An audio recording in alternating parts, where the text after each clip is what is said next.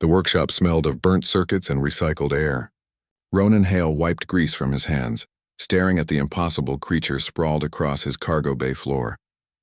The dragon, if that's what it was, measured 15 meters from snout to tail, its scales shimmering like liquid mercury under the harsh LED lights.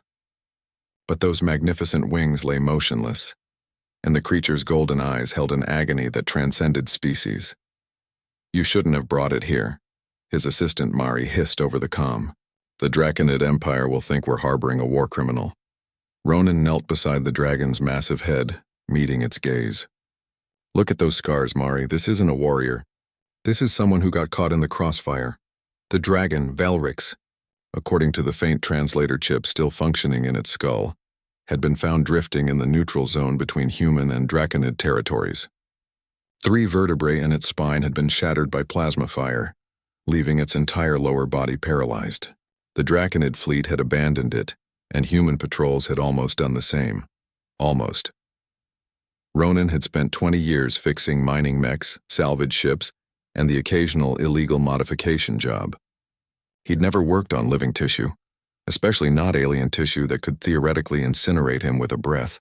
But as he ran his scanner along Velryx's spine, he saw something familiar, a problem that needed solving. "The neural pathways are intact," Ronan muttered, pulling up holographic displays. "The vertebrae are the issue. If I can create a biocompatible lattice to bridge the gap." He paused, looking into Velryx's eyes. "This is going to hurt a lot, and I can't promise it'll work." The dragon made a sound, part growl, part sigh, that the translator rendered as, "Better to die trying to fly than live crawling in shame." For 3 days, Ronan worked without sleep. He fabricated a spinal lattice using a hybrid of human surgical steel and Draconid biopolymer he'd salvaged from a derelict ship. The design was insane, part medical device, part mechanical miracle. He had to manually weave synthetic nerves through the lattice, connecting them to Velryx's existing neural tissue with a precision that would have made a neurosurgeon weep. On the 2nd day, Draconid warships appeared in orbit. "Ronan Hale," the transmission crackled. "You are harboring Velryx, guardian of the Celestial Gate. Surrender the traitor, or your station will be reduced to atoms." Ronan didn't pause in his work, his hands steady as he grafted another connection. "Not a traitor," he transmitted back. "A patient, and I don't leave patients half-fixed." "You do not understand what you protect," the Draconid commander snarled. "Velryx failed to defend the gate. Its paralysis is punishment, not injury." "You interfere with our justice," Ronan's jaw tightened. He'd seen this before. Civilizations that valued pride over compassion, duty over decency. "Then your justice is broken," he said simply, and cut the transmission. The human fleet arrived 6 hours later, forming a protective perimeter around the station. For the first time in 2 centuries, human and Draconid forces faced each other with weapons armed, all because one mechanic refused to abandon a patient. On the 3rd day, Ronan activated the lattice. Electricity, carefully calibrated, impossibly precise, surged through the biocompatible framework. Velryx's entire body convulsed, a roar of pain echoing through the workshop that shook the walls. Ronan held his breath, watching the holographic display as synthetic nerves fired, connecting, building new pathways where broken ones had failed. Then, slowly, impossibly, Velryx's tail twitched. The dragon's eyes widened. One massive hind leg shifted, claws scraping against the metal floor. Then the other. Velryx rolled onto its belly, wings spreading instinctively, and for the first time in months rose to its full, terrible, magnificent height. Ronan stumbled backward, suddenly very aware of how small he was.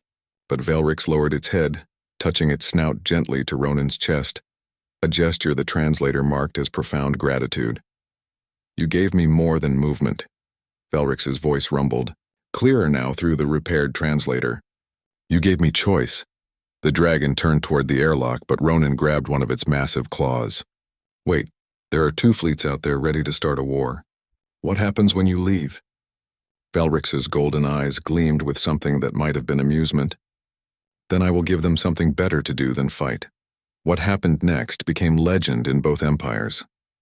Velryx emerged from the station and flew, not toward the Draconid fleet, nor the human one, but directly between them. The dragon's scales blazed with bioluminescent light, a display that hadn't been seen in centuries, and when it spoke, both fleets heard every word. I was guardian of the celestial gate, and I failed. But I learned something in my failure, something we Draconids had forgotten, that survival is not about standing alone in pride, but about accepting help with humility. This human, Ronan Hale, had no duty to save me. He did so anyway because he saw not a dragon or an enemy, but a person in need. Vilrix turned toward the Draconid fleet. Our empire punishes failure with abandonment. But what if we learned to heal instead? Then toward the humans. And you. You live by a code we never understood. That every life has value. That compassion is not weakness.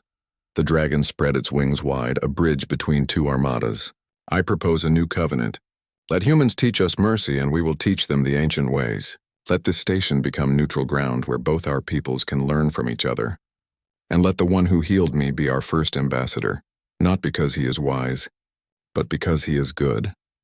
Ronan watched from the observation deck, grease still under his fingernails, exhaustion heavy in his bones, as two civilizations that had circled each other with suspicion for 200 years began, tentatively to lower their weapons. Mari appeared beside him.